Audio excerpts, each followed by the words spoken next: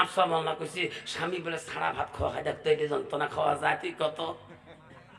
যে খৈনি খাই বু ঠিক না ঠিক কবু দেখতে আফসান মাল্লা কি কয় স্বামী আসলে বলে গাগত বসে খায় গল্প করা খায় 3 মাস থেকে আওয়াবি নাই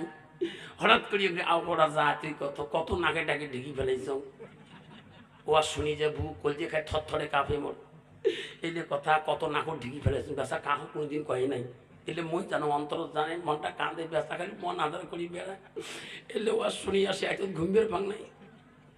সকালে ও বেসা নামাজ পড়িয়ে গেছি বাড়ি এসে চাইও না ভাত চা বসায় না পানিও চায় না চাও চায় না যা দেয় তাই খায় যেই চা দিয়েছ বেসা মন খুব খারাপ ওইও সবার শুনছে এলে কথা টক করে যে হাত দুইটা ধরলু মাফ করি দেও যা ঠিক আছে ঠিক আছে বলবো স্বামী এত সাদা দিল মাফ করি যা মাফ করলুম যেই মাফ করি কল দিয়ে এখানে ঠান্ডা হয়ে গেল গাওখান পাতলা হয়ে গেল বউ সকাল থেকে 4 বের ভাত তো পেট ধরে নাকে তুইও তোমার মাসির বেটি বোন হোস তুইও তো মোর সামনে বসছিস কালকে আফসার হচ্ছে বয়ান শুনছিস তুইও তো দুইটা ভাই মাঝে মাঝে চৈত্য বলে গুড়ি ফেলে দিছিস তুই মাপ নিস নে এত মুই মাপ নে মোর মা মরি গেছে মোর বাপের সাথে মাপ নেই মোর বাপের সাথে জীবনে আও করেনি সেই মোর মাও তারই বেটি মুই মা যদি ভালো হয় মেয়ে ভালো হবে মেয়ে যদি ভালো হয় রে মা ভালো হবে মাস্টার যদি ভালো হয় ছাত্র ভালো হবে ছাত্র যদি ভালো হয় রে মাস্টার ভালো হবে ইডি যদি ভালো হয় ফার্মা ভালো হবে ফার্মা যদি ভালো হয় রে ইডি ভালো হবে এমন জাতের কচু আছে অল্প জালে সিদ্ধ হয় এমন জাতের মেয়ে আছে অল্প কথায় বুঝিয়ে পায় এমন জাতের কচু আছে অল্প চালে শেষে না এমন জাতের মেয়ে আছে অল্প কথায় বোঝে না বাপ ভালো তার ছেলে ভালো মা ভালো তার জি গাই ভালো তা বাছুর ভালো দুধ ভালো তার ঘি এরকম ঠিক না মিঠে মা বোনেরা আম্মারা বিশ্ব রসুলের যে আয়েশা সিদ্দিকের 3 নম্বর স্ত্রী ছিলেন নবী একদিন বাড়িতে আসি দেখেন সব বিবিরা কামে ব্যস্ত হয়ে আছে মা আয়েশার জীবনে এই তফসিরে আছে 8 জন সতী নিয়ে সংসার করেছিলেন জীবনে কেসাল সংসার হয়নি জোরে বল সুবহানাল্লাহ কন্ত বাবা বর্তমান যার বাড়ি 2টে বউ আছে তার শান্তি আছে তোমার সঙ্গে কল সুটটুকি কপাল নেই একজন মাথা টাবে একজন ঠ্যাং টাবে ইয়ের খবর নিয়ে দেখেন ঠ্যাং টাবা মানাসি বাড়ি যাবার সাহস পায় না যখন ঠিক না ঠিক একজন দাও ধরিয়েছে একজন বেই ধরিয়েছে আইসে কথা মা বলে না হযরতে মা আয়েশার জীবনে 8 জন সতীন নিয়ে সংসার বানাইছিলেন জীবনে কোনোদিন কাজই হয়নি জোরে বল সুবহানাল্লাহ আর বর্তমান যে বাড়িতে 2 যাও 3 যাও একটাই খাইছে দেখবেন মানে বাড়ির মধ্যে কাউয়ে ঠিক না ঠিক হযরতে মা আয়েশা সিদ্দিকা ওই দিন রাসূল আসি দেখতেছেন সব বিবিরা কাজে কাজে ব্যস্ত হয়ে আছে এত ইন্তজার হয়ে আছে রাসূল একদম খুশি হয়ে গেলেন আল্লাহ আমার কোনো বিবি বসে থাকে না কাজে একটা কাজ করে থাকবে একটা বিবি কোনো কাজ করছে না নবী চমকে উঠলেন উনি কেন কাজ করে না বসে আছে নবী বলছে আয়েশা আসো কেন হুজুর আয়েশা রে সবাই কাজ করতেছে তুমি কেন কাজ করো না আয়েশা এই সংসারে দায়িত্ব তোর আছে সমান অধিকার ঠিক আয়েশা তুমি কাজ না করো কেন কি জন্যে ওগো দয়ার নবী গো আমি সকাল থেকে একটা কাজও করি নাই মিথ্যে বলবো না ওগো নবী আমি আপনার অপেক্ষায় আছি কেন ওগো নবী তোমার কাছে একটা কাজ খুঁজে নিয়ে করবো নবী বলে আয়েশা তুমি কি কাজ খুঁজে নিবা আমার কাছে করবা নবী গো আমার হাত 2টা দিয়া তোমার গা গোসলটা আমি করে দিতে চাই এই কাজটা তোমার কাছে চাই নবী গো আজকে আমার আয়েশার মনটা চাই আমার হাত 2টা দিয়া তোমাকে আমি গোসল করি তোমার কাজটা চাই যেরকম সুবহানাল্লাহ নবী বলছে আয়েশা রে তুমি আজকে আমাকে গোসল করে দিবাই কাজটা চাও কলা তোমাকে ভালো লাগবে ওগো নবী আপনি যদি পারমিশন দেন আমাকে ভালো লাগবে নবী বলছে আয়েশা আমি নবী তো বারণ করতে পারি না বাধা দিতে পারি না তোমাকে যদি ভালো লাগে আমি তোকে পারমিশনটা দিলাম আয়েশা যখন খুশি হয়ে গেল আল্লাহ আমার নবী আজকে আমার কাজটা দিল গোসল করা নবীর গাও খাইয়া দেব আয়েশা আল্লাহ আমার আয়েশার মতো নারী ভাগ্যবতী এই জগতে নাই যেরকম সুবহানাল্লাহ ওয়া মনে রাখো আয়েশা কয় আল্লাহ আমি আয়েশা এত খুশি হইলাম আজকে আমি রাসূলুল্লাহ গোসলের দায়িত্ব পেয়েছি মা বোনেরা আম্মা শুনে রাখো মা তোমার স্বামী যখন বাড়িতে আসবে তোমার স্বামী যখন বাড়িতে আসবে মা তুমি স্বামীর কাছে জান্নাত যদি নাও ওই স্বামীর কাছে মুখে দিকে তাকে মুস্কি হাসো রাসূল বলছে কোন মেয়ে যদি স্বামী বাড়ি আসবে ওই স্বামীর দিকে তাকে একটা মুস্কি হাসি দেখাইবে নবী বলছে ওয়াজাউজুহা আনহারাদিন তার স্বামী যদি তারপরে রাজি খুশি হয়ে যায় আনন্দিত হয়ে যায় নবী বলো দেখা আল্লাহর জান্নাত সেই মেয়েটা সর্বপ্রথম জান্নাতে যাবে যেরকম সুবহানাল্লাহ হযরত মা আয়েশা নবীকে গোসলের দায়িত্ব পালেন কন্ত বাবা বর্তমান যুগের নারীরা কালে ভালে যদি স্বামী কোনো দিন বলে বিবি রে ঠান্ডা আছে একটু পানিটা গরম করে হিট করে দাও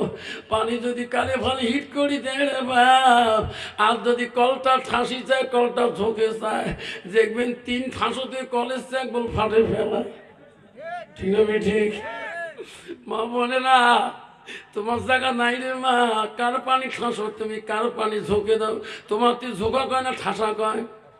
ঠাসা কয় আমার তুই ঝোঁকা কয় যদি কোনোদিন কোন স্বামী কল ঠাসি চায় বিবি রে তুমি না আমার ছোট কালের স্ত্রী মোহাব্বত করি কলটা ঠাসো বিবি আমি আরামে গোসলটা করব দেখবেন ঠাসি এক পাকে দেখে এক পাকে দাঁত কিড়ি মেরে এক পাকে একটা মন্নার গা ধুয়ে নাও ঠিক না ঠিক মা হযরতে মা আয়েশা ছিল কোরআনের হাফেজা মেয়ে মা আবু বকরের দ্বিতীয় কন্যা মা পৃথিবীর রাষ্ট্রপতির মেয়ে মা হযরতে আয়েশা নবীজিকে গোসল দেওয়ার জন্য যখন পারমিশন পেয়ে গেলেন 2 মস্ক পানি নিয়ে আয়েশা জলচকির কাছে চলে গেলেন নবীকে টানিয়ে নিয়ে জলচকির উপরে রাসূলকে বসাইলেন আয়েশার মনে কত খুশি আল্লাহ ও আল্লাহ আজকে আমি এত খুশি আমার হাত দিয়ে রাসূলুল্লাহকে গোসলের দায়িত্ব পেয়েছি আয়েশা নবীজির গায়ের কাপড় যখন খোলে এত আনন্দ এত খুশি হায়রে মা শুনি রাখো আয়েশা যখন নবীজির কাপড় যখন গার খুলে গাত পানি ঢালি দিবে নবীর দিকে তাকায় আয়েশা রে নবীর গায়ে আর পানি ঢালে না নবী বলে আয়েশা রে গায়ে পানি ঢালো না কেন আয়েশা বলছে গো নবী ছোটকালে আমি তোমাকে বিবাহ করেছি নবী গো আমি আয়েশা তোমার গায়ে পানি ঢালবো গো নবী আমার একটা প্রশ্ন কি ও গো নবী আপনি মনে কিছু নেবেন না ওগো নবী তোমার শিশুকালে কোনো বসন্ত কোনো কলেরা হয়েছে নাকি তোমার গায়ে এত কেন কালো কালো দাগ দেখা যায় নবী গো তোমার মুখে শুনি আমি আয়েশা শুনতে চাই নবী বলে না নবী 2 চোখের পানি দিয়ে বুক ভিজে যায় নবী বলে আয়েশা আয়েশা সেই দিনের কথাগুলো তুমি মনে করে দিও না আয়েশা রে আমি নবী বড় কষ্ট পাই ও নবী কোন দিনের কথা মনে করে দিলে আপনি কষ্ট পান আয়েশা আমার শিশুকালে ছোটকালে আমার কোন রোগ বসন্ত হয়নি আয়েশা আয়েশা রে আমার গায়ে যত কালো বর্ণ দাগ দেখো আয়েশা সেই দিনের কথাগুলো মনে করে দিলে আমি নবী বড় ব্যথা পাই কষ্ট পাই নবী বলছে ওগো নবী আয়েশা বলছে ওগো নবী কোন দিনের কথা ওই আয়েশা রে ইসলামের খাতিরে দিনের খাতিরে যখন আমি ইসলাম প্রচার করতে তাইবের জমিনে যাই রে আয়েশা, তাইবাসীরা আমাকে, তাইবের যুবকরা আমাকে পাথর মারি মারি আমার সর্বাঙ্গটা কালো করে দিয়েছে। আয়েশা, সেই দিনের কথাগুলো মনে করি আর দিও না, আমি নবী বড় কষ্ট পাই। ও গো আয়েশা, আমি বড় দুঃখ পাই। মায়েশা বলছো নবী গো, তাইবের যুবকরা তাইবাসীরা তোমাকে পাগল মনে করি পাথর ছুটলো, আল্লাহ কি তার বিচার করলো না? আয়েশা রে, তৎক্ষণাৎ জিবরাইল আসছিলেন, তাইবের জমিনে জিবরাইল আসি ডাক দিয়েছেন, ও গো নবী মুহাম্মদুর রাসূলুল্লাহ, আসসালামু আলাইকুম ইয়া হাবিবুল্লাহ। ও গো নবী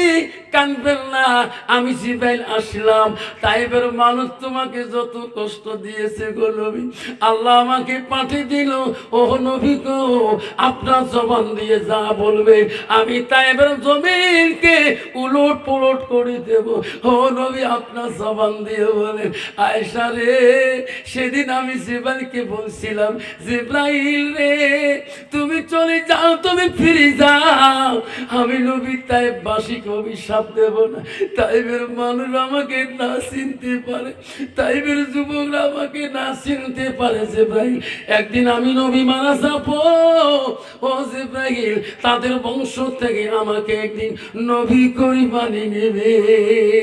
সুবহানাল্লাহ। আয়েশা, ওনারা আমাকে না চিনতে পারে, ওনাদের বংশ থেকে একদম আমাকে নবী বলে বানিয়ে নেবে, আমি তার জন্য অভিশাপ দিই নেই। আয়েশা বলছে, ওগো নবী, ওগো নবী, তার বিনিময়ে আল্লাহর কাছে কিছু চাইলেন না। নবী বলেন, আয়েশা রে, কিয়ামতের দিন কঠিন বিচারের সময় আল্লাহ যেদিন আদালত করবে, বিচার বসাইবে, পৃথিবীর সব নবীদের আদালত হবে। আমি নবী সেই দিন আল্লাহর দরবারে সিদরাতুল মুনতাহা কাবা কাউসি আমি সিজদার মধ্যে পড়ে আল্লাহ বলো, গো নবী, পৃথিবীতে সব নবীর হিসাব নেব, তোমার তো কোনো হিসাব হবে না। আজকে কেন গো তুমি আমাকে সিজদা দাও? আয়েশা, সেই দিন আমি আল্লাহকে বলবো, আল্লাহ আমি কেন সিজদা করলাম জানো না? আমি ও গো মাবুদ, আমি আমার জন্য সিজদা করি নাই। ও মাবুদ, তাইবের জমিনে পাথরের বাড়ি খেয়ে রক্তই রক্তিত জর্জরিত হয়েছিল, তবু তোমার কাছে আমি কোনো সাহায্য চাইলে বলা, আজকে আমি নবী তোমার কাছে সাহায্য চাও। আল্লাহ বলো, গো নবী কি চাও? ও মাওলা গো, তাইবের জমিনের পাথরের বিনিময়, একটা করে পাথরের বিনিময় আমার হাজার হাজার আমার গুনাহগার উম্মত গুলোকে তুমি মাফ করে দিবে খোদা। মামুদ, তাইবের জমিনে আমি এত কষ্ট করেছিলাম, তোমার কাছে আমি কিছু চাইলাই, আজকে আমি তাইবের জমিনের পাথরের একটা করে বিনিময় আমি আমার গুনাহগার উম্মতের জন্য আমি নাজাত চাই। শোনা রে আব্বারা, শোনা চানরা, মনে রাখে আল্লাহ রাসূল বলে, নবী বলে, মানুষের মৃত্যুর পরে মানুষের সৎ আমল গুলা, নেক আমল গুলা কবরে গেলে বন্ধ হয়ে যায়। নবী বলে, ইল্লা মিন সালাসাতিন, তিনটা আমল কবরবাসীর জন্য বন্ধ হবে না। ও নিমাই কাটা বন্ধুরে, ও বাবারা বলে রাখেন, আজকে তোর মা বাড়িতে নাই, তোর মা কবরে শুয়ে আছে, তোর আব্বাটা কবরে শুয়ে আছে, তোমার বাবা দাদাটা কবরে শুয়ে আছে, তোর দাদিমাটা কবরে শুয়ে আছে, কোন দিন বা তোমার কবরে যেতে হয়? নিমাই কাটা বন্ধু, নবী বলল, কিন্তু কবরে যাওয়ার পরে পৃথিবীর যত আমল আছে কবরে যাওয়ার পরে বন্ধ হয়ে যাবে। রাসূল কিন্তু একটা কথা বলে, ইল্লা মিন সালাসাতিন, তিনটা আমল কবরবাসীর জন্য বন্ধ হবে না। জোরে বলুন সুবহানাল্লাহ।